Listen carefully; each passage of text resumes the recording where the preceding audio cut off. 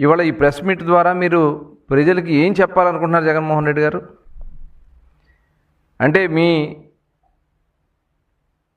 మీ పిన్నెల్లి రామకృష్ణారెడ్డి లాంటి ఒక నరరూప రాక్షసుడు గురించి అతనేదో ఒక దేవతామూర్తిలాగా చూపించాలని చూస్తున్నారా? లేదు ఇవాళ ఒక అరాచక శక్తుడి జోగి రమేష్ లాంటి వ్యక్తుల్ని ఒక అద్భుతమైనటువంటి వ్యక్తులుగా చూపించాలని ప్రయత్నం చేస్తూ ఉన్నారా? పరకామణి కేసులో వెంకటేశ్వర స్వామి హుండీలో ఉన్నటువంటి డబ్బులు కొట్టేసినటువంటి వ్యక్తుల్ని మీరు వెనకేసుకొచ్చి భక్తుల మనోభావాలను దెబ్బతీసే విధంగా ప్రయత్నం చేస్తూ ఉన్నారా? ఇవన్నీ కూడా నిజంగా చాలా సిగ్గుచేటు. మహిళల గురించి,